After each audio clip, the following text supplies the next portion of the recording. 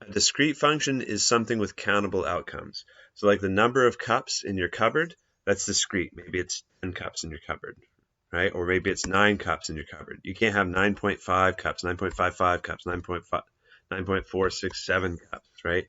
There's a countable amount of outcomes. So this is true. One with whole numbers, yeah. If you can only have whole numbers, then it's definitely discrete.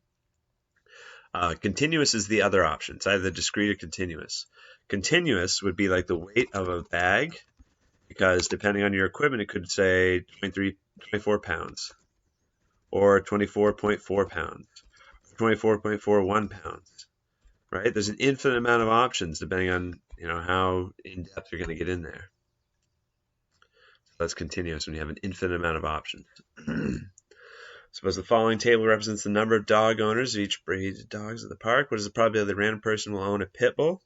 So to calculate a probability, just like when you write a fraction, you first need to know the total amount. So based on this, 8 plus 3 plus 4 plus 5, there's 20 dogs in total. 8 are pit bulls, so 8 out of 20 is the fraction of pit bulls. 0.4. That's the decimal form of the probability. They want it as a percentage though. So to convert from a decimal to a percent, you always multiply by 100. So 40% is the answer here. Suppose 111 people who shopped in a special t-shirt store were asked the number of t-shirts that cost more than $19. What is the probability that if one person is chosen randomly, they would have only one t-shirt costing more than $19? So the x-axis represents the number of t-shirts that cost more than $19. There's 2 t-shirts that cost more than $19, 3 t-shirts that cost more than $19. So we're asked about the probability that there's 1 t-shirt that costs more than $19. And there's one person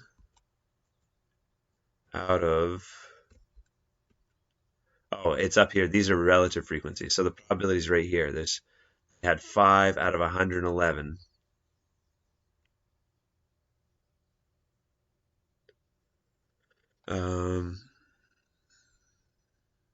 Yeah, that's it. Because they said there's 111 people that were asked, and this says 5 out of 111 people in one t-shirt. So 5 out of 111. I don't know how many decimals they want, but this is the decimal form of the percentage. Multiply by 100 to convert to a percentage. So 4.5045 looks like hopefully enough decimals.